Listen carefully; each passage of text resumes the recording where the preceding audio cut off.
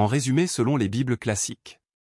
Jésus appartenait à la tribu de Juda, accomplissant ainsi les prophéties de l'Ancien Testament sur le Messie issu de la lignée de David. Cette lignée est documentée dans les généalogies des évangiles de Matthieu et de Luc. L'appartenance tribale de Jésus était importante pour son rôle messianique, car elle fournissait un cadre pour comprendre son identité et sa mission. Ces idées fausses soulignent l'importance de chercher à bien comprendre plutôt que de faire des suppositions. Maintenant, de quelle tribu d'Israël Jésus était-il issu? Toujours inspiré des Bibles classiques. J'insiste, inspiré des Bibles classiques. En explorant la lignée tribale de notre Seigneur Jésus-Christ, nous devons aborder cette question avec une rigueur historique et une révérence spirituelle. Les évangiles et les écrits de l'Église primitive nous fournissent une réponse claire, Jésus était de la tribu de Juda. Nous pouvons comprendre comment cette identité tribale aurait façonné la compréhension que Jésus avait de lui-même et l'accueil qu'il recevait des autres. En grandissant avec la connaissance de sa lignée davidique, Jésus aurait été conscient des attentes messianiques placées dans sa lignée ancestrale. Bien que Jésus soit issu de la tribu de Juda, son message et sa mission transcendent les frontières tribales. Il n'est pas venu pour une seule tribu ou nation, mais pour toute l'humanité. Et si je vous disais que tout ce qui vient d'être cité plus haut est mensonge, mensonge et mensonge entremêlés de falsification? Je vous laisse regarder les 2 vidéos qui vont suivre. La première sera inspirée de la Bible classique et la deuxième corrigée par le seul unique enseignant que j'appelle ici Zulu Lassan, et je dis bien Zulu Lassan.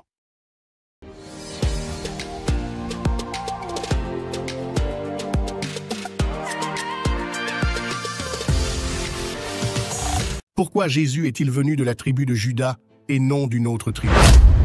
L'évangile de Matthieu s'ouvre sur une généalogie, la lignée de Jésus retracée dans l'histoire. De Joseph et Marie, au roi David, Juda et ses frères, les patriarches Abraham, Isaac et Jacob, concluant « Et Jacob engendra Juda et ses frères. » Attends, Juda et ses frères? Vous vous souvenez probablement du célèbre Joseph de l'école du dimanche, le fils préféré de Jacob, qui accéda au pouvoir en Égypte après avoir été vendu en esclavage par ses frères jaloux. Mais qui était Juda? Juda était le 4e fils de Léa, de l'épouse non aimée de Jacob. On lit peu de choses sur lui. Pourtant, tous les évangélistes prêtent une attention particulière aux détails montrant que Jésus descendait de l'obscur Juda. Vous connaissez probablement Jésus comme le lion de la tribu de Juda. Mais pourquoi cette tribu spécifique a-t-elle été attachée au Messie tant attendu? Après tout, Juda n'était pas le premier-né de Jacob, ni le fils le plus éminent de la Genèse. Et ses échecs moraux, au début, font que sa tribu semble la lignée la moins susceptible pour le Christ. Pourtant, contre toute attente, Jésus est issu de Juda. Négligeant les frères aînés et les fils les plus en vue, Dieu a planté l'origine du Christ dans l'arbre généalogique de Juda. Cela soulève la question. Parmi les 12 fils de Jacob, pourquoi le Messie est-il venu spécifiquement de la tribu de Juda? Qu'est-ce qui rendait sa lignée particulièrement apte pour le roi des rois? Les surprenantes bénédictions prophétiques de Juda. Alors que Jacob était sur son lit de mort, il a prononcé des bénédictions prophétiques sur chacun de ses fils, y compris son 4e-né, Juda. Au premier abord, Juda semblait un candidat improbable pour porter la lignée messianique. Cependant, écoutez la bénédiction choquante que Jacob prononce. « Juda, tes frères te loueront, ta main sera sur la nuque de tes ennemis, les fils de ton père s'inclineront devant toi. Juda est un lionceau, tu t'es élevé depuis ta proie, mon fils. Il s'est penché, il s'est accroupi comme un lion et comme une lionne, qui ose le réveiller? Le sceptre ne s'éloignera pas de Juda, ni le bâton de commandement d'entre ses pieds, jusqu'à ce qu'il vienne à lui, celui à qui appartient l'obéissance des peuples. » Genèse 49, versets 8 à 10. Cette puissante prophétie indique clairement un roi à venir de la lignée de Juda qui un jour vaincra tous les ennemis et régnera sur toutes les nations. Jacob lit ce roi à venir au symbole du lion et à la tribu de Juda. Cette imagerie messianique se concrétise en Jésus-Christ, le lion de la tribu de Juda, mentionné dans Apocalypse 5, verset 5. De tous les fils de Jacob, la prophétie donnée à Juda établit le fondement de la lignée messianique qui produira Jésus, le roi des rois ultimes. Dès le début, l'Écriture révèle que Dieu a choisi Juda et ses descendants pour porter la lignée du Christ pendant de nombreuses générations à venir. La prophétie divine à Juda préfigure la proéminence ultérieure de David, le roi modèle d'Israël issu de Juda. Et elle culmine en Jésus-Christ, le souverain éternel et le lion de la tribu de Juda. Juda émerge comme leader parmi ses frères. Selon l'ordre de naissance, on pourrait s'attendre à ce que les 3 frères aînés de Juda, Ruben, Siméon et Lévi, assument le leadership tribal et portent la lignée messianique. Cependant, de graves défaillances morales ont disqualifié chacun d'eux. En tant que premier-né, Ruben possédait le droit d'aînesse et aurait naturellement dirigé. Cependant, la Genèse révèle, pendant qu'Israël habitait ce pays-là, Ruben alla coucher avec Bila, concubine de son père. Genèse 35, verset 22. Cet acte souillant le lit de son père par immoralité sexuelle a disqualifié Ruben pour le leadership. De même, lorsque leur sœur Dina a été violée sexuellement, Siméon et Lévi ont réagi avec une colère ardente, trompant tous les hommes de la ville et tuant tous les mâles pour la venger. Leur violence irréfléchie et excessive a suscité la forte réprimande de Jacob. Leur rage meurtrière les a rendus inaptes à la lignée messianique. Face aux disqualifications de ses 3 frères aînés, la trajectoire positive de Juda se distingue. Juda est loin d'être parfait.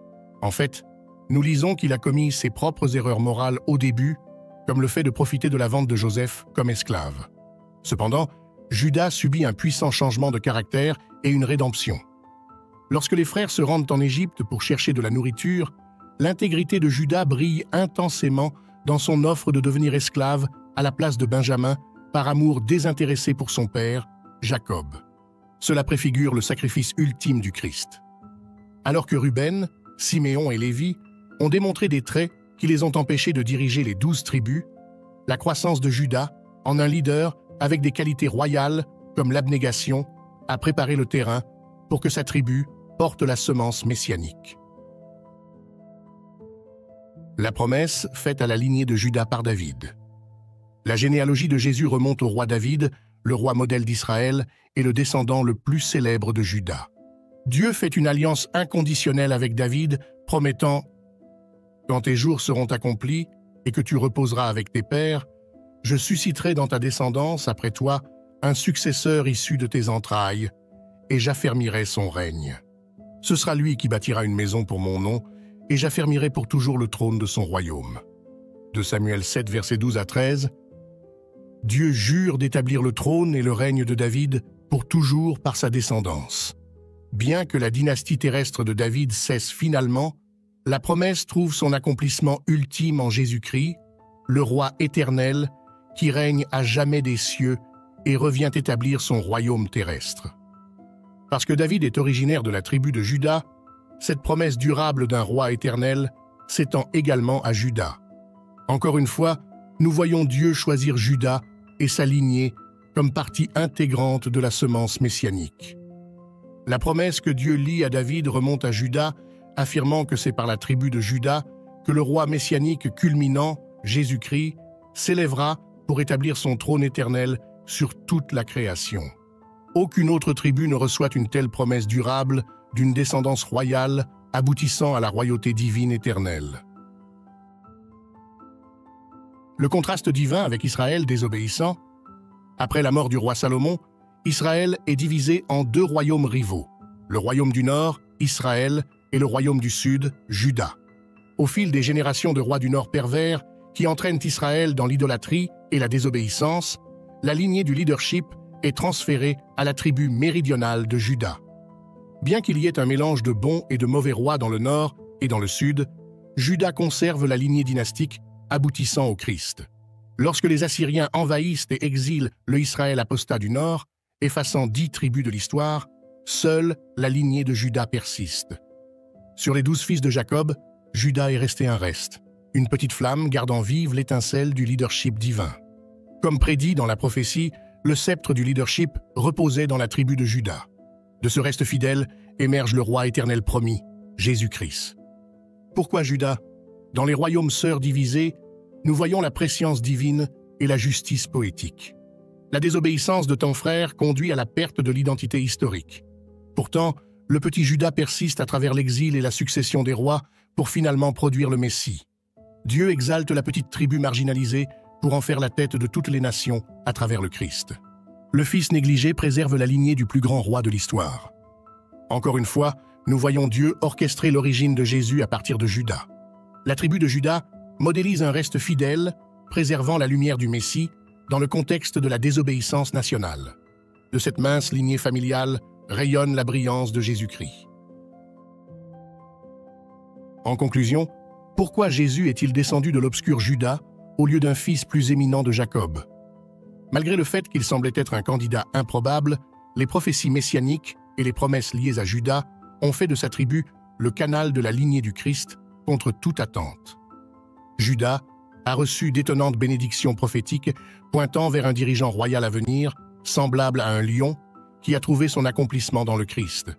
Juda est devenu un leader prêt au sacrifice de soi parmi ses frères. Dieu a étendu la promesse d'un trône éternel spécifiquement par l'intermédiaire du descendant de David, Juda.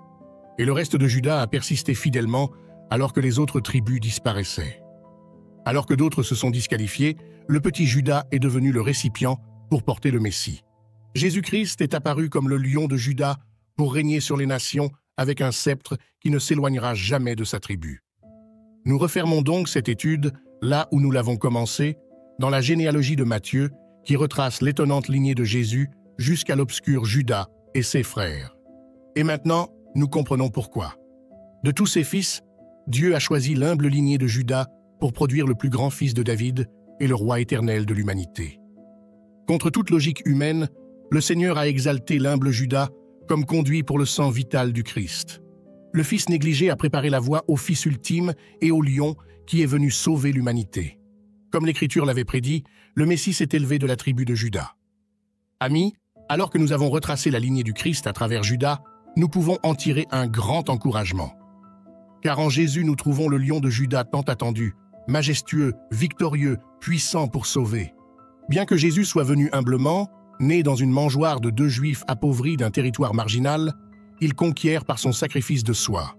En endurant la croix, puis en vainquant la mort pour toujours, le Christ établit un trône éternel sur toute la création.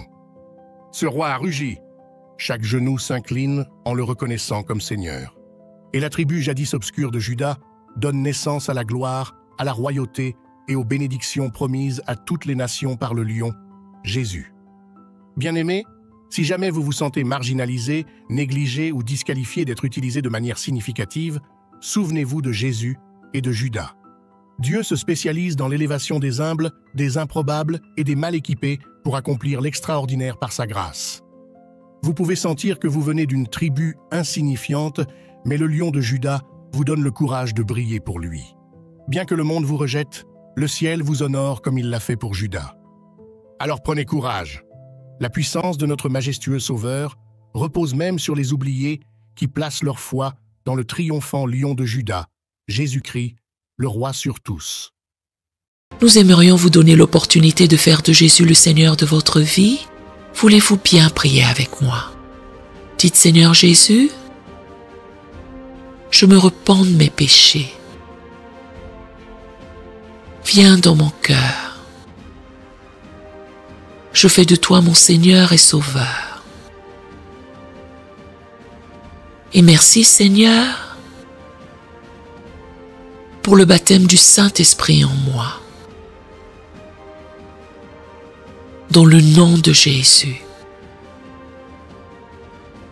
Par cette simple prière, nous croyons que le Saint-Esprit vous conduit sur le chemin de la nouvelle naissance. Allez dans une bonne église dont le fondement est la parole de Dieu, passez par les eaux du baptême et donnez à Dieu la première place. Nous espérons de tout cœur que ce message vous encouragera. Si vous connaissez quelqu'un qui puisse être encouragé, s'il vous plaît, envoyez-le lui pour nous aider à atteindre plus de gens et à propager l'Évangile. Édifions le corps de Christ ensemble. Appuyez sur la cloche des notifications et merci infiniment de nous soutenir en vous abonnant à notre chaîne. N'hésitez pas à laisser vos requêtes de prière dans la section des commentaires. Sachez que même si vous ne voyez pas de réponse à votre requête, que ce soit sur YouTube, email, Facebook ou sur Messenger, nous avons prié pour vous.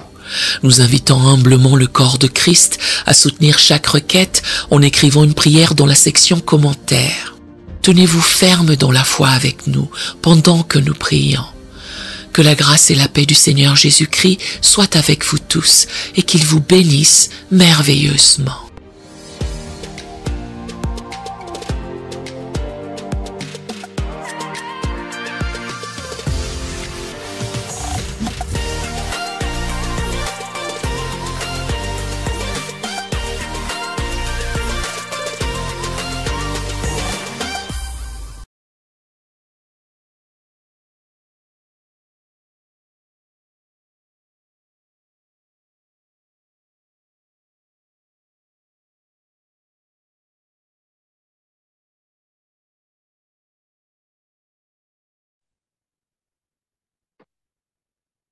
Salamou Kaka, Salamou Nadada.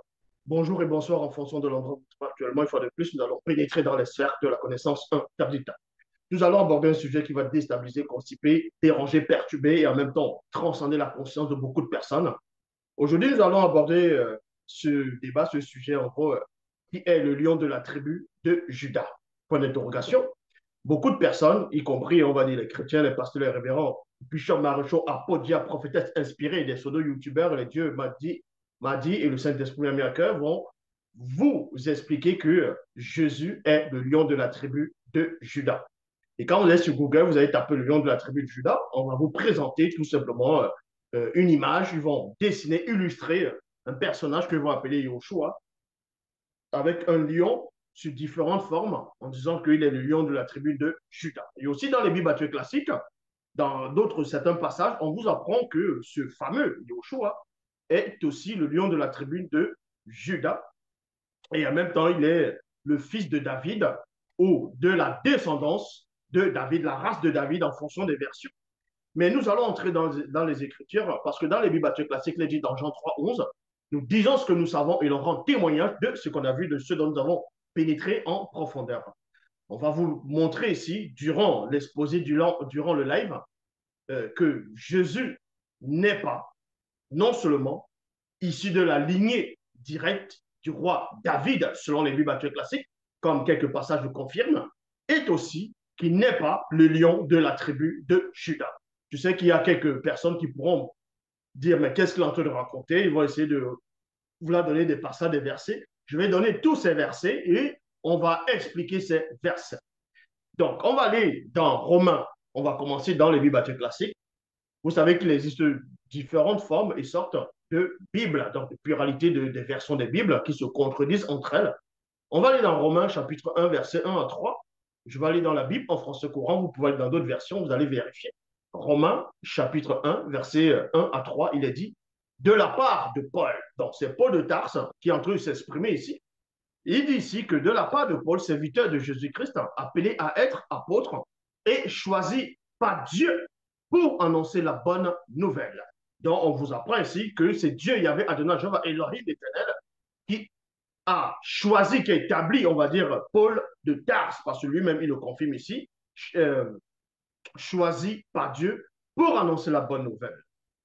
Dieu avait permis cette bonne nouvelle depuis longtemps dans les Saintes Écritures, par l'intermédiaire des prophètes. Elle se rapporte à son Fils, virgule, il dit ici notre Seigneur Jésus-Christ, deux points, en tant qu'homme, virgule, il était descendant du roi David. Donc, point virgule. Voilà ce que Romains chapitre 1, on va plutôt dire dans le verset 3, Paul, dont Dieu l'a confié l'évangile qu'on va dire la bonne nouvelle, dans la bonne nouvelle que Paul est en train d'annoncer ici, selon lui, selon les auteurs des Bibles classiques, c'est de vous révéler que Jésus-Christ, dont Yahushua, serait descendant du roi David. Et c'est complètement faux. On va vous le démontrer. Dans la traduction, le maître de Sarcy, il est dit, touchant son fils, virgule, qui lui est né selon la chair, virgule, du sang et de la race de David. Donc, dans la traduction, le maître de Sarcy, dans Romains chapitre 1, verset 3, on vous apprend que Jésus, donc Yahushua, serait né selon la chair, du sang et de la race de David. Donc, en gros, ça veut dire qu'il descend directement de la lignée de David selon la chair, dont David serait son ancêtre. Dans Hébreux chapitre 7, verset 14, Hébreux 7, 14, il est dit, car il est clair que, selon ce qui est écrit, notre Seigneur descend de Juda. Descend de Juda, point virgule. Pourtant, Moïse n'a rien dit à propos des prêtres, de prêtres venant de cette tribu.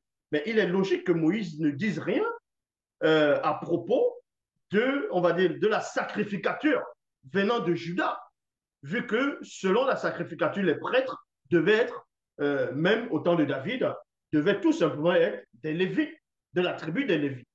Donc, Moïse étant Lévite, lui-même n'a pu rien dire, n'a pas donné un ordre concernant la tribu de Juda ici.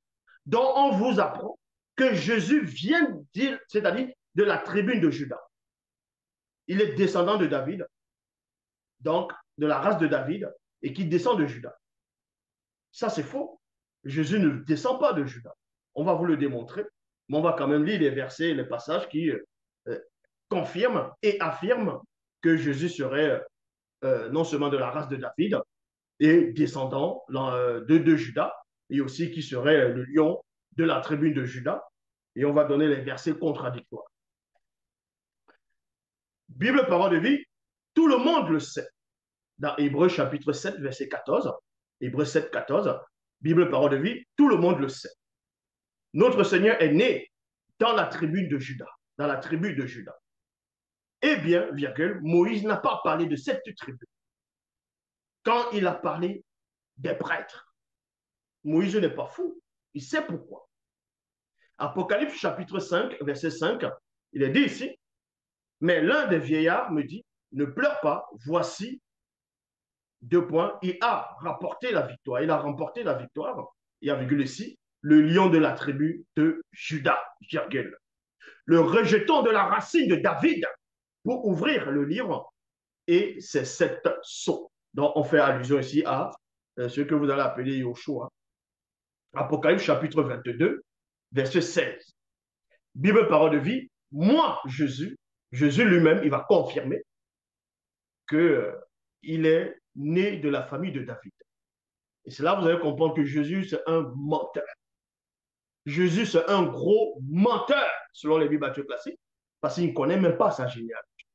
Il vient confirmer, il vient dire des choses qui sont complètement fausses. Apocalypse chapitre 22, verset 16, la Bible parole de vie, c'est Jésus qui parle, selon les Bibles classiques. Moi, Jésus, j'ai envoyé mon ange pour affirmer aux églises, deux points, tout cela est vrai, il y a point. Je suis né dans la famille du roi David, il y a virgule. Je suis l'étoile brillante du matin, il y a point ici. Jésus confirme qu'il est bel et bien né dans la famille de David. Donc David serait son ancêtre. Et lui serait un descendant direct de David. Et non seulement, il dit aussi qu'il est l'étoile brillante du matin. Et quand les personnes vont lire cela, les gens diront, bon, vu que c'est Jésus, vu que c'est Yoshua qui a sorti cela de sa propre bouche, on ne peut à aucun moment douter, on ne peut pas remettre sa parole en question. Parce que selon les Bibles classiques, sa parole est esprit et vie, sa parole est la vérité, parce que la parole de Dieu est la vérité et que lui serait la parole de Dieu. Mais quand on va dans Ésaïe chapitre 14, verset 12, dans la Bible parole de vie, toujours, il est dit ici, comment est-ce possible, point d'interrogation, toi, l'étoile brillante du matin, il y a virgule ici. Remarquez que dans Apocalypse chapitre 22, verset 16, dans la Bible parole de vie, Jésus a déclaré qu'il est l'étoile brillante du matin. Or, dans Ésaïe chapitre 14, verset 12, il est dit que comment est-ce possible, toi, l'étoile brillante du matin? Tu es tombé du ciel, tu as été jeté à terre, toi qui renversais les peuples. Donc, vous confirmez que Apocalypse chapitre 22, verset 16 et Ésaïe chapitre 14, verset 12 parlent bel et bien de l'astre brillant, en gros, l'étoile brillante du matin. Et l'étoile brillante du matin, selon les Bibles classiques, selon ce qu'ils appellent l'Ancien Testament, c'est ce qu'on appelle le Shaitan Satan. donc l'adversaire. Si Satan est l'étoile brillante du matin, Jésus confirme aussi être l'étoile brillante du matin, donc c'est une seule et même personne. Est-ce que vous comprenez? Ça veut dire que c'est une seule et même personne. C'est écrit de la même façon, dans la même version. Maintenant, on va aller dans Timothée. Vous comprenez, ceux qui sont venus rédiger la Bible avaient des mauvaises intentions. C'était des personnes qui sont venues trafiquer l'histoire du peuple noir. Ils ont tout changé avec les cerveaux primitifs au Moyen Âge. C'était des gens qui n'avaient aucune substance spirituelle. Ils sont arrivés, ces personnes sont arrivées à une époque, à plusieurs époques, pour rédiger les torchons, en pensant que par rapport à cette époque, il y avait des gens qui étaient moins instruits que certains qui étaient moins instruits qu'eux. Donc, les vérités à eux, ils pensaient que personne n'allait pouvoir les contredire, aller voir la supercherie dans les propos. Et quand on va dans 1 Timothée chapitre 1, verset 2 à 4, 1 Timothée chapitre 1, verset 3 à 4, dans la Bible en français courant, c'est Paul qui va parler ici. Et vous allez voir qu'il met déjà la base pour qu'on ne puisse pas fouiller la généalogie de Jésus. Qu'on ne puisse pas aller enquêter sur, on va dire, la source même terrestre de Jésus. Parce que si on va chercher la source terrestre de Jésus, on va trouver des anomalies, des mensonges, tout simplement, des erreurs, des contradictions, le faux. C'est pour ça que dans 1 Timothée chapitre 1, verset 3 à 4, Bible en français courant, il est dit, comme je te l'ai recommandé à mon départ, pour la Macédoine, reste à Éphèse. Point.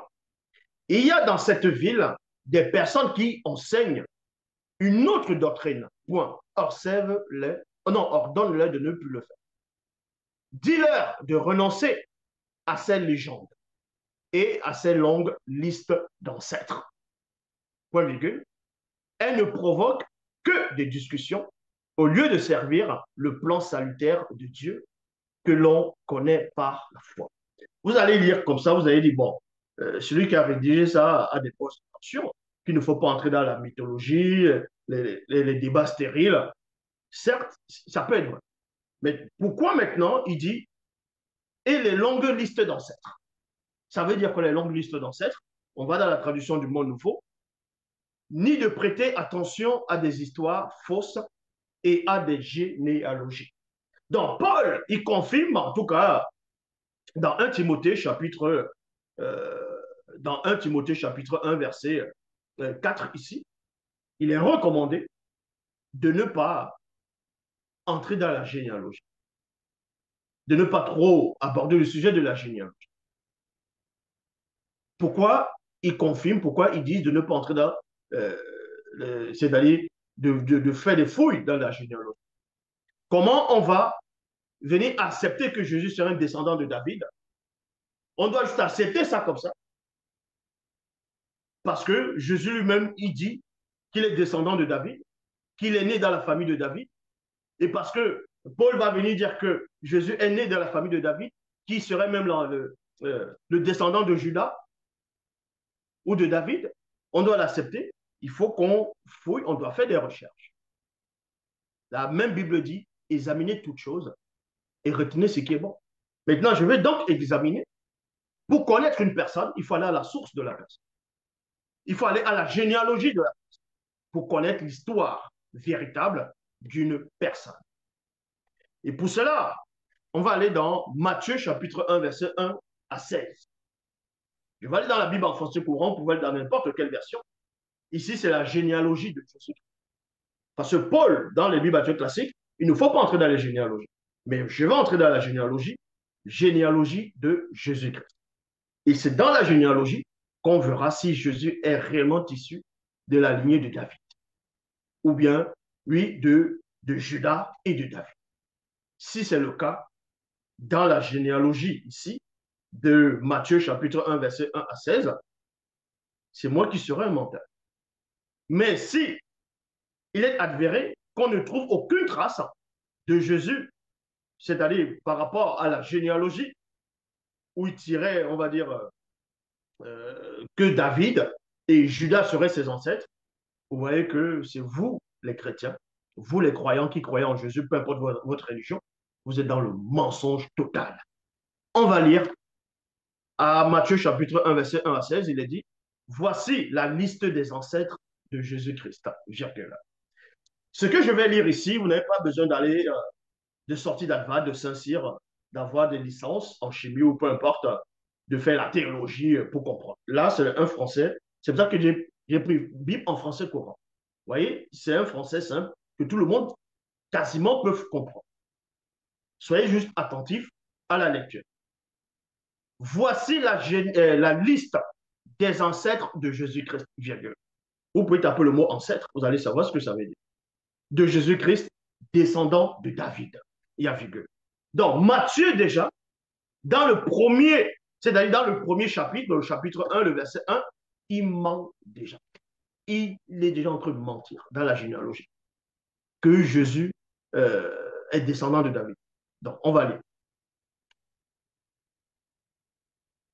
Voici la liste des ancêtres de Jésus-Christ, descendant de David, lui-même descendant d'Abraham.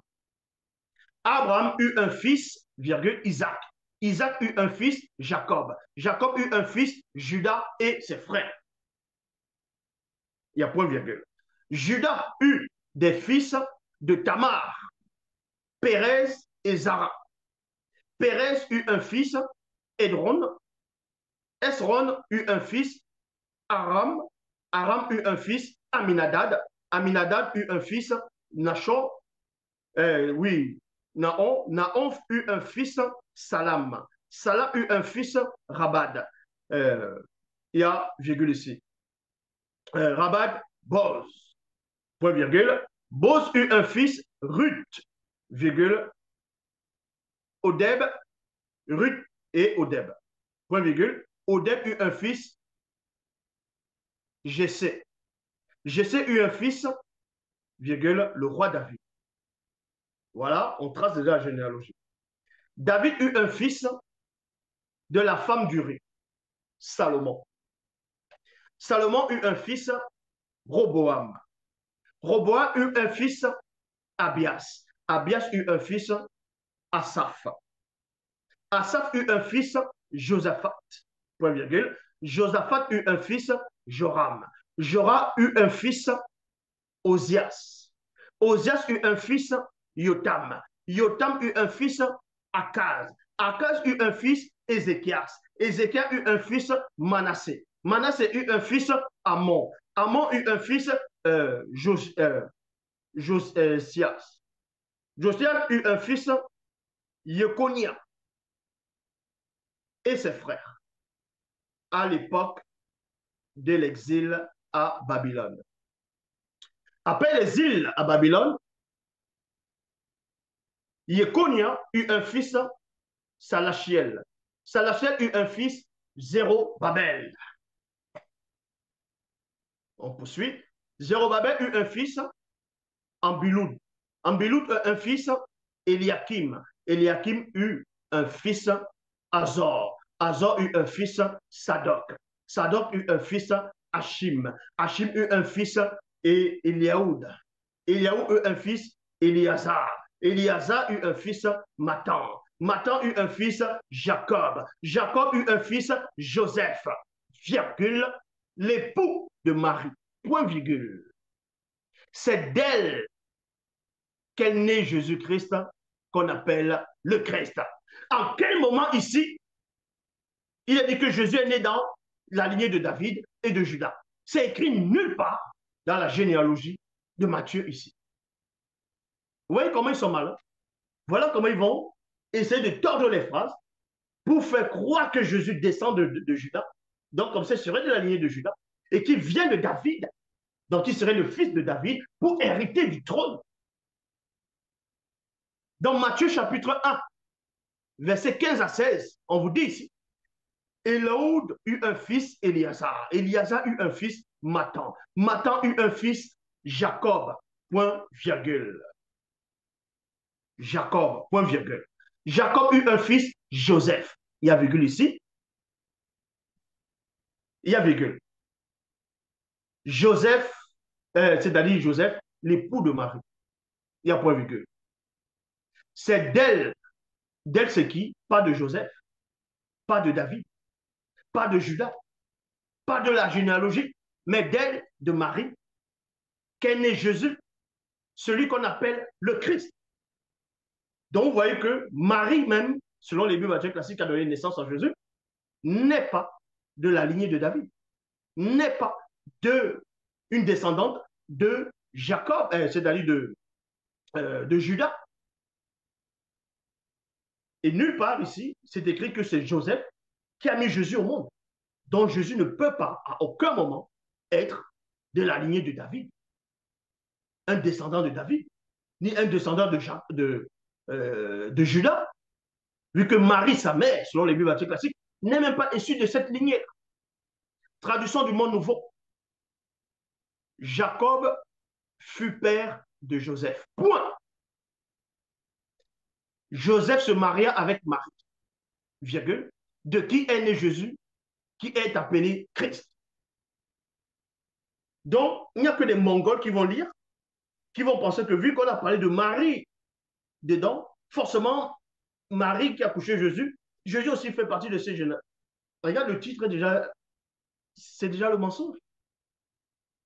Généalogie de Jésus-Christ. Liste de ses ancêtres. Ses ancêtres sont... Son ancêtre, ce n'est pas David. Son ancêtre, ce n'est pas Judas. Jésus ne vient pas de la lignée de Judas. Il ne vient pas de la lignée de David. On va dans Matthieu, chapitre 1, verset 17 à 20. Nouvelle Bible en français courant. Il eut donc en tout 14 générations depuis Abraham jusqu'à David. Puis 14 depuis David jusqu'à l'exil à Babylone et 14 depuis l'exil à Babylone jusqu'à la naissance du Christ. Point. Voici dans quelles circonstances Jésus-Christ est né. Point.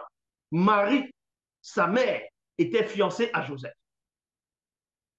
Mais avant d'habiter ensemble, virgule, elle se trouva enceinte par l'action de l'Esprit Saint et non par Joseph. Donc, on vous confirme ici, dans Matthieu chapitre 1, verset 18, Joseph, qui est descendant de David, descendant de Judas, n'est pas le père de Jésus.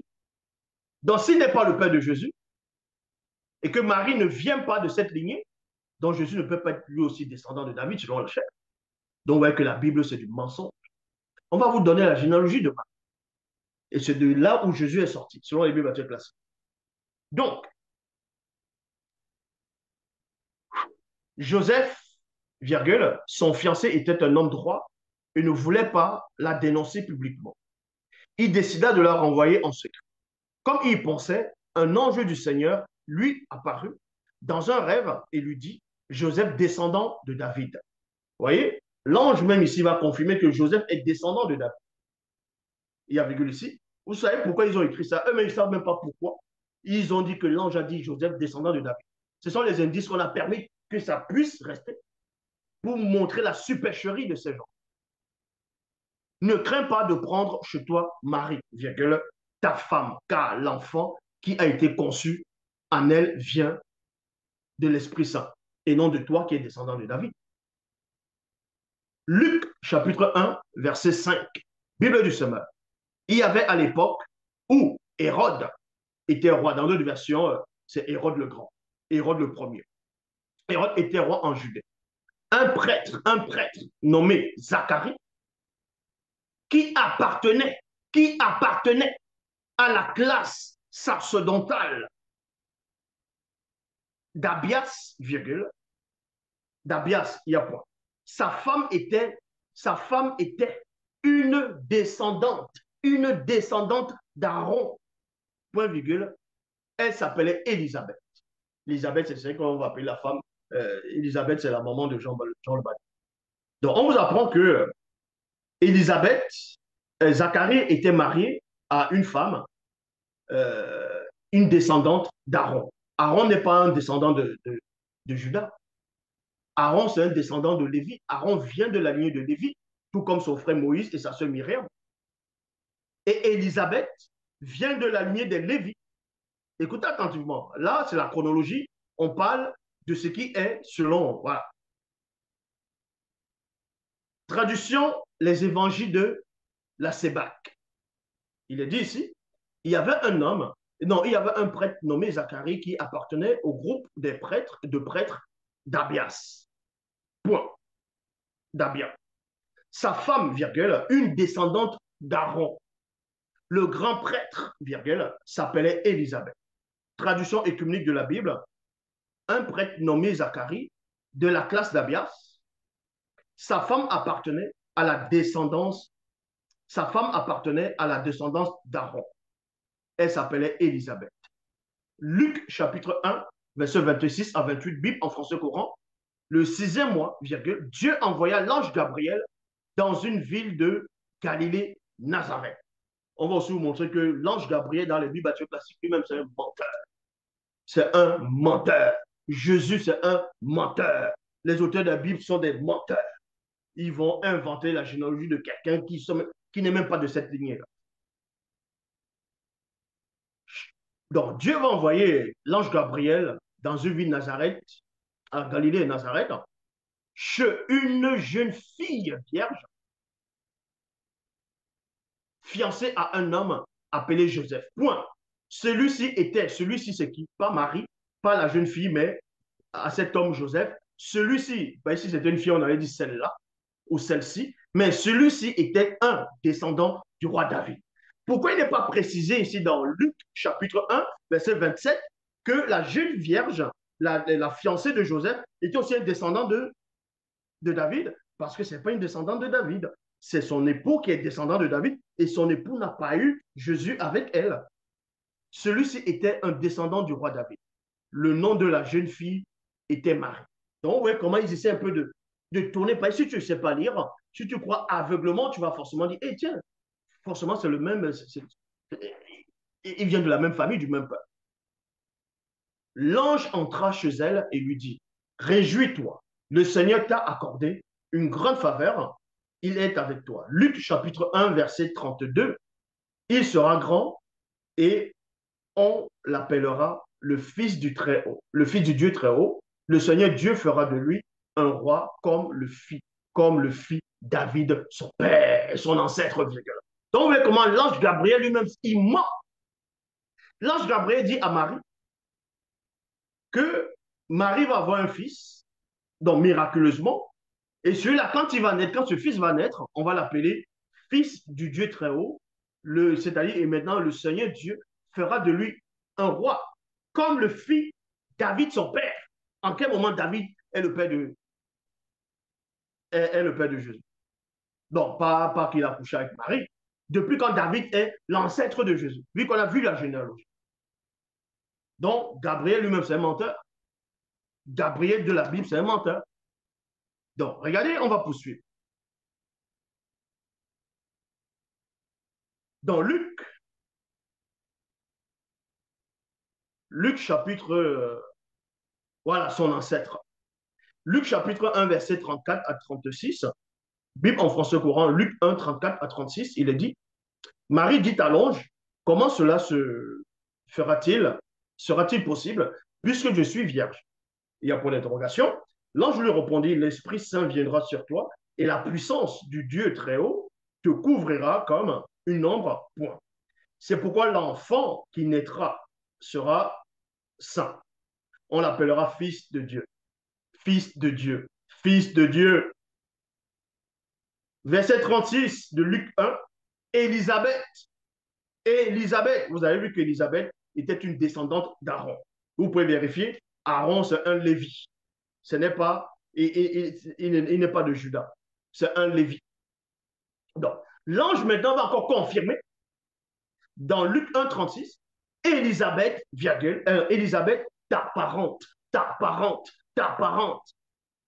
attend elle-même un fils malgré son âge.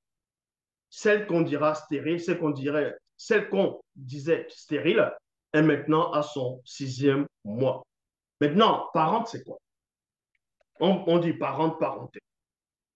Parente ou parenté, c'est rapport entre personnes descendantes les unes des autres, virgule, ou d'un ancêtre commun. D'un ancêtre commun. Donc, vous voyez que Élisabeth, elle a un ancêtre commun avec Marie. Donc, Marie elle-même, elle est de Lévi. Elle n'est pas de Juda. David ne vient pas de Lévi. David vient de Juda. Où est-ce qu'on appelle le christocentrisme? Les gens vont venir écrire avec les cerveaux primitifs. Ils vont dire, vu qu'on va mettre que l'ange Gabriel a dit ça. Donc, si l'ange Gabriel confirme ça. Apocalypse, on va dire Jésus a confirmé qu'il vient de David. Donc, personne. Si tout le monde accepte ce mensonge, personne ne pourra venir contredire Gabriel. Personne ne pourra venir contredire Jésus. Parce qu'en contredisant les paroles de Jésus, de Gabriel, de Matthieu, de Paul, forcément tu seras contre Dieu. Et si tu es contre Dieu, tu vas aller en enfer. Voilà pourquoi les gens avaient peur de se remettre en question. Il y a des anomalies, des aberrations que les personnes vont voir. Et quand on va montrer, ah non, il ne faut pas toucher. Les voies du Seigneur sont impénétrables. Bien sûr que c'est pénétrable, vu qu'ils sont pénétrés. Et je vous montre du n'importe quoi. Ce qu'ils ont rédigé là. Donc, Élisabeth, elle est parente avec Marie, mère de Jésus selon les Bibles classiques. Et parente ou parenté, c'est rapport entre personnes descendants les uns des autres ou d'un ancêtre commun. La parenté est la relation sociale privilégiée qui unit les membres d'une même famille. Donc, dans Luc chapitre 1, verset 36, dans d'autres versions, dans traduction Le Monde Nouveau, traduction du Monde Nouveau, et voici qu'Élisabeth, qui est de ta famille, on précise qui est de ta famille. Élisabeth, elle est Lévi. Marie, elle est de sa famille, elle est de Lévi. Bible parole de vie, écoute Élisabeth, qui est de ta famille.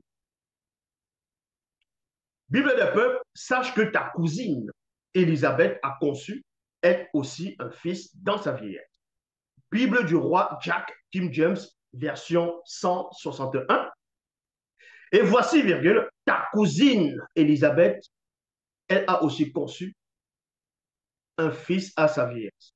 Traduction David Martin, et voici, virgule, Élisabeth, ta cousine. Maintenant, Marie, mère de Jésus sur les Bibles classiques, elle est cousine avec Élisabeth. Mais elle est cousine dans quelle de la maman, ce papa, comment? Comment? On va vous donner cela ici. Vous savez, le catholicisme romain, pendant le concile de Nicée, ils ont choisi 4 évangiles. Donc, Marc, Matthieu, Luc, Jean. Ils ont décrété que les autres évangiles sont des livres apocryphes. Apocryphe, tu veux dire douteux. Et ils n'ont pas voulu mettre ça dans les canons. Parce qu'en mettant ces livres apocryphes, en gros, ces autres écrits, on va dire comme ça va contredire on va dire, les Jésus, tout simplement. Ça contredit. Et même dans les évangiles de Matthieu, de toutes ces choses, il y a des contradictions. Maintenant, on va aller dans le proto-évangile de Jack. Proto-évangile, ça veut dire quoi? Ça veut dire qui se constitue au commencement ou qui est immédiatement antérieur à l'évangile. Donc, antérieur au début des évangiles canoniques. Ça veut dire que ils ont retrouvé, à cette époque, il y avait d'autres évangiles, d'autres écrits. Donc, on appelle ça évangile de la nativité. La nativité, c'est par rapport à la naissance de Marie, et ainsi de suite. De la nativité même de sa maman. Ce sont les proto-évangiles. Proto-évangile qui veut dire avant l'évangile tel que vous connaissez, avant les Bibles évangiles, tel que le Vatican ou à l'époque des conciles de Nicée, ils ont mis en place. C'est-à-dire qu'il y avait déjà d'autres évangiles avant les Matthieu, tout ça là, qui avaient déjà raconté l'histoire de Jésus, la mère de Marie elle-même. Et dans ces proto-évangiles, on découvre quoi? Parce qu'il y a eu plusieurs. Et même les catholiques, remarquez comment les catholiques sont vicieux. Ils vont prendre une partie de ces livres apocryphes, ils vont pas mettre ça dans les canons, dans les Bibles que vous avez, que vous possédez, mais ils vont prendre une partie des récits apocryphes, ils vont introduire dans les dogmes, mais ils ne vont pas le mettre par écrit dans les livres que vous avez. Et cette partie, quand on retrouve la nativité de Marie, qu'elle serait née miraculeusement, c'est dans ces livres aussi apocryphes, mais qu'on ne retrouve pas dans les Bibles classiques. Par contre, ça les arrange. Ils vont prendre cela, ils prennent, ils prennent la mère de Marie, parce qu'ils venaient à la maman de Marie. Hein. La maman de Marie, c'est une sainte. Même le père de Marie, c'est un saint. Dans ceux qui ont étudié le catholicisme romain, vous allez comprendre cela. Donc, ils vont prendre ce qui les arrange, ils vont se servir de ça, et le reste, non, c'est jaune. Ces personnes, il ne faut pas les montrer ça. Sinon, tout ce qu'on va apporter, ça va s'écouler. Donc, dans ces livres apocryphes, proto-évangile, tout ça là, euh, évangile antérieur au début des évangiles canoniques, ces récits racontent que ses parents, les parents de qui? Les parents de Marie. Les parents, puisque, oui, on parle ici, les parents de Marie. Parce que pour savoir, puisque je vous ai démontré ici, dans les Bibles classiques, qu'Élisabeth, elle est de Lévi. C'est une descendante directe d'Aaron. Donc, elle est de Lévi et elle est de la même famille que Marie. Et dans d'autres versions, comme je vous l'ai montré, Marie est la cousine d'Élisabeth. Maintenant, Marie peut être cousine. Certains peuvent me dire qu'elle peut être cousine, donc Marie peut être moitié Lévi et moitié Judas. Et que c'est ce côté Judas moitié qu'on va dire que Jésus descend de trucs. Bon, admettons même que ce soit ça. Mais ce n'est pas ça du tout. Donc, on nous dit ici, ces récits racontent que ses parents de Anne, c'est-à-dire les parents de Anne, Anne c'est qui? C'est la mère de Marie. Donc, les récits parlent de la maman de Marie avant que Marie ne soit née. Donc, Anne, sa mère s'appelait Anne dans ses livres apocryphes, qui sont tous les deux de la tribu de Lévi. 2 points. Son père, Akar, virgule, et sa mère, Éméricier. Vous voyez? Voilà les parents d'Anne. Anne, c'est la maman de Marie. Et les grands-mères, c'est-à-dire le grand-père et la grand-mère de Marie, sont de Lévi, sont de la tribu de Lévi. Donc, Anne va apparaître, elle est Lévi directement, vu que ses parents sont des Lévi. Et Anne elle-même, elle sera enceinte. Mais dans la nativité, elle va accoucher Marie miraculeusement. C'est pour ça que Anne elle-même, on parle de la nativité, l'évangile de la nativité. Donc, Anne elle-même, elle sera stérile. Vous pouvez, voilà. Et elle va accoucher Marie, Marie qui va naître aussi miraculeusement. Donc, Marie, elle est directe aussi, elle est aussi de Lévi. Vu que sa mère, c'est Lévi, sa grand-mère, son grand-père sont des Lévi. Donc, et Jésus maintenant, Joseph n'est pas passé par là pour avoir Marie, pour avoir Jésus. On vous apprend que c'est le Saint-Esprit qui est passé et Jésus va sortir. Donc, le côté physique de Jésus sur les deux voitures classiques est Lévi. C'est pour ça qu'il a eu ce ministère. C'est pour ça qu'il a eu ce ministère. Vous comprenez rien des Écritures encore. Il n'y avait que les Lévites qui avaient droit à ce ministère. Moïse a instauré cela. C'est pour ça que Paul dit que Moïse ne pouvait ne pas parler de la tribu de Juda. Par rapport à ça, David a respecté ça. Quand David mettait les prêtres, c'était les Lévites qu'on mettait. Et c'était les Lévites qui avaient le droit de toucher à tout ce qui était sacré. C'était des prêtres qu'on choisissait chez les Lévites. Selon les traditions chrétiennes, Ismérie est la sœur. Ismérie est la sœur de d'Anne. Et donc la tante de Marie, c'est la tante de Marie, mère de Jésus.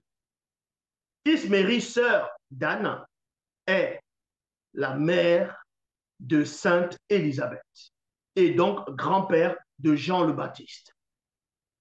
Donc, vous voyez, Jean-Baptiste lui-même, c'est un Lévi.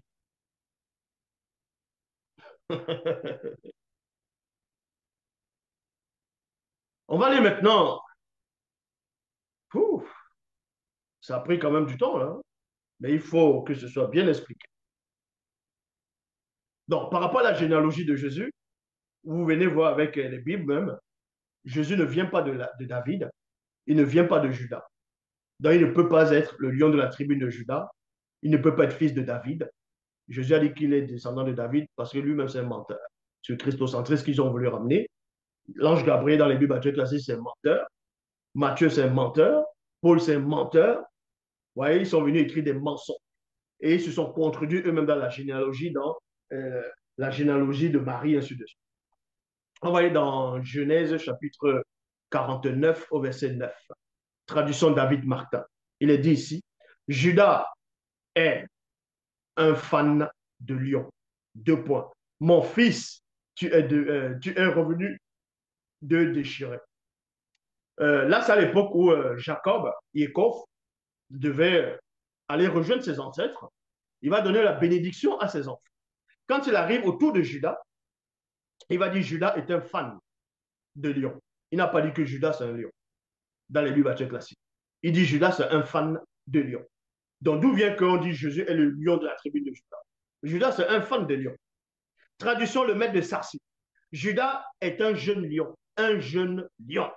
Mais on dit que Jésus est le lion de la tribu de Judas. Il faut respecter fidèlement. Il faut dire dans ce cas, Jésus est un jeune lion de la tribu de Judas, vu qu'un jeune lion n'est pas encore un lion adulte. Bible en français courant, Judas, mon fils, tu es comme un jeune lion. Tu es comme un jeune lion qui a dévoré sa proie et regagne son repère. Traduction du monde nouveau, Judas est un lionceau. Donc il faut dire que Jésus est le lionceau de la tribu de Judas. Vous venez raconter n'importe quoi. Jésus est le lion de la tribu de Judas. Et Judas n'était pas lion, il était comme un lion. Les bonnes traductions par rapport à ça, Judas, il est son propre lion de sa propre tribu, il est comme un lion, il n'est pas le lion directement. Donc maintenant, on va aller dans le livre mystérieux, parce que ça fatigue. Ces hérésies-là, ça fatigue. On va aller maintenant, là c'est le médicament. Le livre mystérieux, le code révélé de la Bible authentique à la Tantimsi. On va vous dévoiler la vraie vérité, la version authentique maintenant. L'enseignement va se baser sur plusieurs phases. La première phase ici consiste à parler des parents de Eyumé. Eyumé, c'est ce qu'elle on va appeler Marie Myriam plus tard. Donc, qui sera, qu'on va dire, diront que c'est la mère de Jésus, mais son vrai nom c'est Eyumé. Elle était noire, car la spiritualité est une question de race.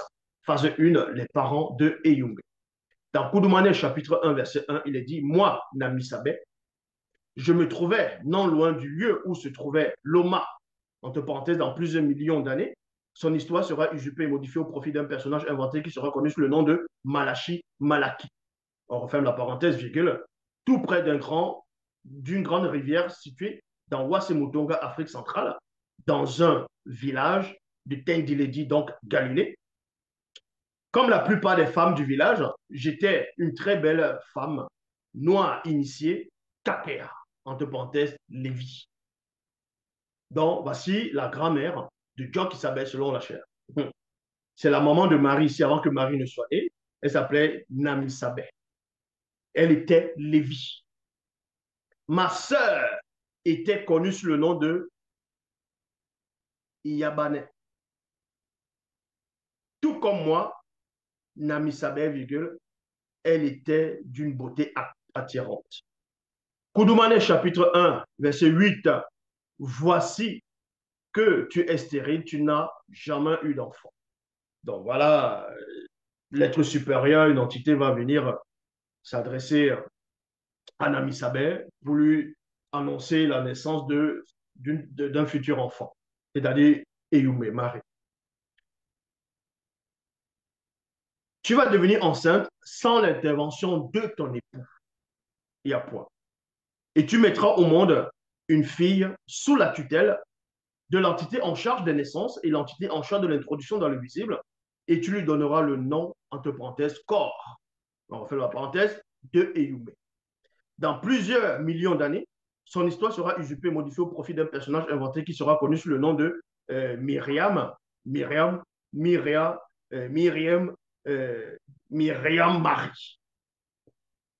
Donc, vous voyez, voici la maman de Marie, donc, était Lévi. Et elle, Marie, elle est née miraculeusement. La phase 2, les parents de Kakane. Kakanè, c'est Élisabeth. Donc, les parents de Kakanè. Koudoumane, chapitre 7, verset 3. Et dans le même territoire, vers la région montagneuse de Soma, résidait ma cousine du nom de Kakanè. Du nom de Kakanè. Donc, Élisabeth. Là, c'est Eyumé qui est en train de parler ici. Dans plusieurs millions d'années, son histoire sera usurpée, modifiée au profit d'un personnage inventé qui sera connu sous le nom de Élisabeth. Nous te dirons Isabelle. Kakanè, ainsi que ses parents, étaient aussi des Kakéa, entre parenthèses, Lévites, comme nous. Yabanè, la mère de Kakanè, non, la mère de, oui, Kakanè était la sœur de Namisabè, était la sœur de Namisabè, sa mère, ma mère. Ça veut dire quoi? La maman de Marie, mère de Jésus, selon les Bibles classiques, avait une sœur. Et la sœur de Marie a eu un enfant. Et cet enfant, c'est Élisabeth. Est-ce que vous comprenez? C'est pour ça que Élisabeth et Marie sont des cousines directes. Et les parents de Eyumé, de Marie, et les parents d'Élisabeth sont de la tribu de Lévi. Même dans ces livres apocryphes, que le Vatican, eux-mêmes, ils acceptent ça. L'Église catholique accepte ça. Mais sauf qu'ils n'ont pas mis ça dans les Bibles classiques parce qu'il fallait manifester le christocentrisme. Il fallait choisir à tout prix Judas. Quelqu'un qui vient de la lignée de Judas, donc David. Et pour David, on vous dit que Jésus vient de David. N'importe quoi. Non, la phase 3.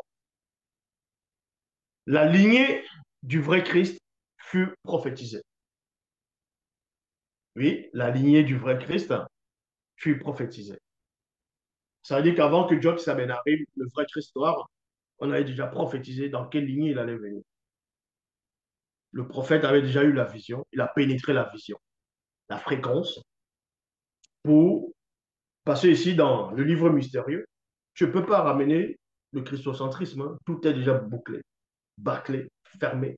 Tu ne peux pas ramener fausse doctrine là-dedans. Donc, la lignée, on va dans Wonja, chapitre 11, verset 1.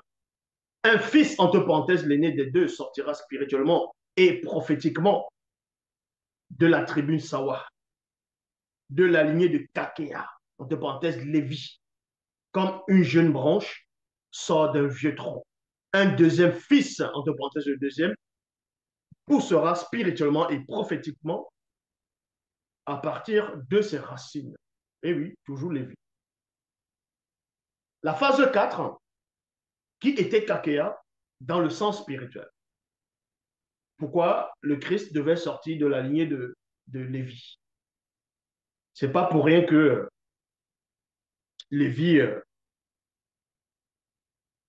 c'est pas pour rien que Lévi a été choisi comme prêtre. Pourquoi? Parce que quand vous lisez dans les Bibles classiques, quand vous connaissez un peu l'histoire de la Bible, de ce qu'on appelle l'Ancien Testament ou la Torah, on va vous apprendre qu'à un moment donné, Abraham est allé en guerre, la guerre des rois. Il est sorti de cette bataille victorieux. Il a pris le butin. Donc, il a pris beaucoup les richesses, plein de choses là-bas, là, le butin. Et il a remis à Melchisedec. Il a payé la dîme de tout. On vous dit qu'il a payé la dîme de tout. Et dans d'autres versions, on vous dit que Lévi était dans les entrailles d'Abraham qui donnait la dîme, déjà. À Melchisedec. Donc, eux-mêmes, ils ne savent même pas pourquoi ils ont écrit ça de cette façon. Ils ne savent pas pourquoi ils ont écrit ça. Tout simplement, il faut savoir pourquoi le Christ est sorti de la lignée de Lévi et non de Judas. Il faut d'abord aller dans le sens spirituel. Le vrai nom de Kakéa, de Lévi, c'est quoi? Lévi veut dire Kakéa. Kakea veut dire attaché à l'alliance. Celui qui est attaché à l'alliance directement, celui qui est attaché au grand ordre des choses. Donc, tu es attaché au verbe. Vous voyez, c'est ça, l'attachement. C'est l'alliance attachée à l'alliance. C'est un nom qui est important. Sans cela où Melchisedec, que eux ne savent même pas qui est Melchisedec, Melchisedec va bénir Abraham parce qu'il était sacrificateur du Dieu très haut sur les Bibles classiques. Et Abraham est l'ancêtre, de beaucoup. Donc, il est le père d'Isaac, bon, Ismaël, Isaac. Isaac est le père de Saul, Jacob. Jacob est le père de, voilà, de Lévi, Judas, Siméon, ainsi de suite. Donc, quand Melchisedec qui est un prêtre, la notion de Lévi n'était pas encore là dans le sens physique. Mais dans le sens spirituel, Melchisedec, c'est un kakéa, parce qu'il est lié déjà dès sa naissance à cette loi, à l'alliance. C'est déjà un kakéa spirituel. Donc, quand Abraham, il reçoit la révélation, il va recevoir la révélation. Donc, Abraham, en venant donner la dîme, de tout, il vient comme un grand prêtre. Écoutez attentivement, parce que la loi va sortir après par ce qu'on appelait Moïse. Où Moïse, il dit que les Lévites ne doivent pas travailler. Tous les autres tribus vont travailler, sauf les Lévites. Et les Lévites, maintenant, doivent prendre la dîme, un dixième dans chaque tribu. On doit les nourrir, parce qu'eux, ils sont là pour purifier le peuple, pour s'occuper de tout, parce qu'eux, on les a cachés à l'alliance. Et maintenant, les Lévites, maintenant, à leur tour, vont prendre une partie de cette dîme et donner au grand prêtre pour qu'il y ait toujours de la nourriture dans la maison. Donc, la scène de Abraham et Melchisedec va symboliser quoi? Il y a trois scènes. La première scène, Abraham va aller à la bataille. Et la bataille va symboliser les autres tribus. Et Abraham va prendre le butin dans cette tribu-là, la dîme. Et maintenant, Abraham va représenter le Lévi. Le Lévi, à son tour, il va donner le dixième de tout au grand prêtre, qui est Melchisedec, qui va symboliser le grand prêtre. Parce que les Lévis sont des prêtres. Vous venez écrire la Bible dit, le Saint-Esprit a mis à cœur. Vous ne savez rien du tout. Donc, Kakéa dans le sens spirituel, on vous a révélé, on va aller dans la phase 4 qui était Kakéa dans le sens spirituel. Kola Ita, chapitre 1, verset 200. Kola Ita, c'est ce qu'il appelle Youssef, Joseph, dans les Bibles classiques. Il était noir. Il a aussi un livre. Kola-Ita, c'est son vrai nom. Donc, Kola-Ita, donc Joseph, chapitre 1, verset 200. Toi, Mouna, c'est Jacob, Yaakov, Pindi qui est en train de bénir ses enfants. Donc, il dit, si toi, Mouna, tu es mon fils aîné, le premier que j'ai engendré quand j'étais plein de force, tu surpasses tes frères en dignité et en puissance physique, virgule, excepté Kakéa. Excepté Kakéa. Allez lire dans les Bibles comment ils se gouillent, ils ne savent même pas et ils vont écrire autre chose. Donc, Jacob, donc Pindi, lui-même, qui avait percé le mystère de la spiritualité, au moment de la traverser, il va bénir, pendant la bénédiction, il va dire son fils aîné, donc Mouna, il a engendré son fils aîné quand il était plein de force. Et il va dire que son fils aîné surpasse tous ses autres frères en dignité et en puissance physique, excepté Kakéa. Excepté Kakéa. Pourquoi excepté Kakéa? Parce que Kakéa, le sens même Kakéa, vient d'abord du spirituel. Kola Ita, chapitre 1, verset 202 à 205, Senga et Kakéa, son frère, ils s'accordent pour agir avec puissance. Je bénis leur ardeur, leur ardente colère spirituelle et leur puissance. Soma, tes frères, chanteront tes louanges. Tu forceras les démons à courber la nuque et tes frères et tes propres frères s'inclineront devant toi, excepté Kola Ita et Kakéa. Kolaïta, chapitre 1, verset 207. Le sceptre, issu du grand ordre des choses, demeurera néanmoins dans la famille de Takea. Il y a virgule. Voyez? Donc, avant de venir raconter des histoires que Jésus vient de la tribu de Soma, Jésus vient de la tribu de Judas, il faut d'abord aller dans le spirituel. Il vient de la tribu de Lévi.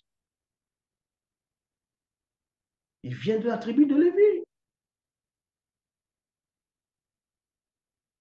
Bon, votre Jésus a déjà ses mensonges, mais Joxabe vient de la tribu physique de Lévi.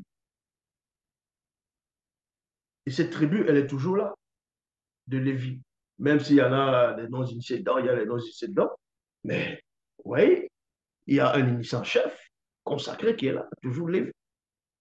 C'est tout Soma, Takea. Donc, le sceptre, issu du grand ordre des choses, demeurera néanmoins dans la famille de Takea, dans le territoire où se trouvent Modongoma, Midima et Lobam, donc la montagne des esprits célestes.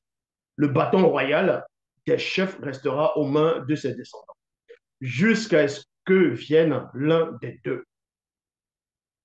Ceux à qui les non-initiés connus seront soumis, donc graciés, purifiés et transformés, ainsi que le monde des ténèbres, tous ceux qui ne se soumettront pas à un point comparaîtront au jugement. Donc, vous voyez, ils vont venir écrire des torchons, ils vont dire ça va rester dans Judas, ainsi de suite, c'est quoi, jusqu'à ce que le Shiloh, vous voyez, le Shiloh, ils vont venir dire le Shiloh, ils vont dire Dieu m'a dit, n'importe quoi. On parlait de Lévi, phase 5, qui est le lion de la tribu de Judas.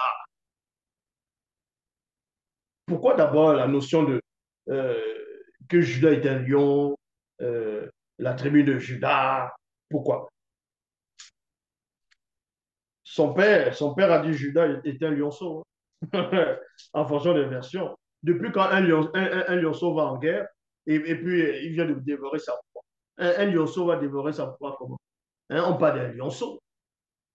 Un lionceau, il boit encore du lait, il tête encore les tétons de la lionne de sa mère. C'est un petit lionceau. Maintenant, après, ils vont dire un jeune lion. Un jeune lion encore peut, avec ses frères, aller un peu attraper quelques petits trucs qu'ils peuvent attraper. Hein? Ils ne sont même pas accordés pour dire un lion. Non? Judas est un fan de lion. Là, le mot lion apparaît. Mais dire que Judas est un lion dans les Bibles classiques, c'est où dans cette version-là? C'est où dans quelle version? On dit c'est un jeune lion. C'est un lionceau. Et christocentrisme, ils vont ne pas tenir compte de ça. Ils vont dire Jésus, c'est le lion de la tribu de Judas. Judas n'est pas le lion de la tribu. Il est un lionceau, c'est un jeune lion. C'est un fan de lion dans les Bibles classiques. Mais pourquoi le vrai Soma, donc son nom c'est Soma, et c'était un noir, pourquoi on fait allusion à lui, au lion, quand il y a la bénédiction? Voici la vraie version dans Kolaïta, chapitre 1, verset 206. Soma, virgule, mon fils, tu as spirituellement la puissance d'un lion qui combat, virgule. On n'a pas dit ici que Soma est un lion. Ce n'est pas un homme animal.